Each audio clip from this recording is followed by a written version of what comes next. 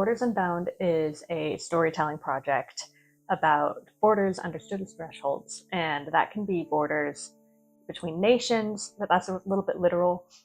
It can also be borders between languages, between social classes. It could be really any kind of conceivable border, religion, gender, any kind of threshold differentiator between people that we use to designate in and out groups. I write about the sort of friction point between borders and how we negotiate our sort of self-definitions. I really want to be questioning a lot of the notions that we have about free movement. People don't necessarily all want to be accessed. Not everything is for everybody.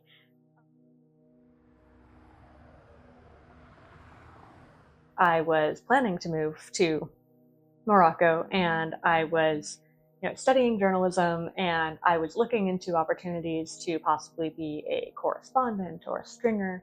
There's a lot of red tape.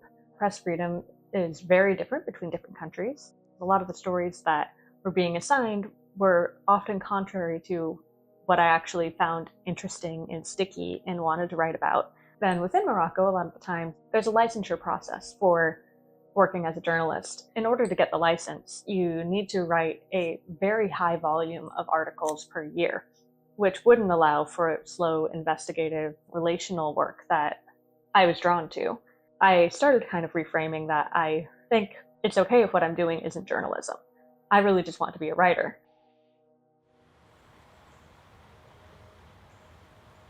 I gravitated to journalism because I wanted freedom of movement. I really tend to have a lot of faith in readers that if you can tell a good story, people will follow you anywhere. With Morocco, they occupy this really interesting space with the way that they tell their own national story, how they sort of narrate their own identity, this bridge location between the continent of Africa, the Middle East, and Europe. So I found it to be a really interesting kind of testing ground for everything that I've been interested in with belonging and identity and movement, because they intersect all of these things at once. Being invited to live with the Bougmas tribe is very distinct. We're going to be building a library together, a digital Amazigh cultural library. It'll be an archive where they'll be steering the ship completely, really, deciding what is included in the repository, how things are depicted, and where they get creative control over their own voice. I also am trying to build it in a way where I'm able to step back, because we don't need the white savior, like single monad kind of like this project lives and dies by my Substack metrics. Borders Unbound as a writing platform is really just to facilitate the library. I think growing up in Montana, the mutual aid culture is really, really strong there. And I see mutual aid in the Amazigh communities as well. It felt more like home going there than I felt anywhere else in a very long time. The library for me is really the driving motivator.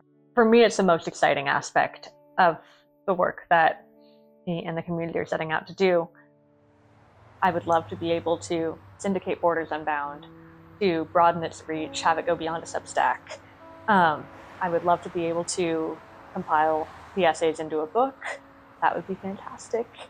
It would be wonderful to be able to accrue more resources for the library project, because really Borders Unbound for me is my personal passion writing project, but what I actually want to be giving and collaborating with the community is a library. So the library for me is the bigger 5 to 10 year goal.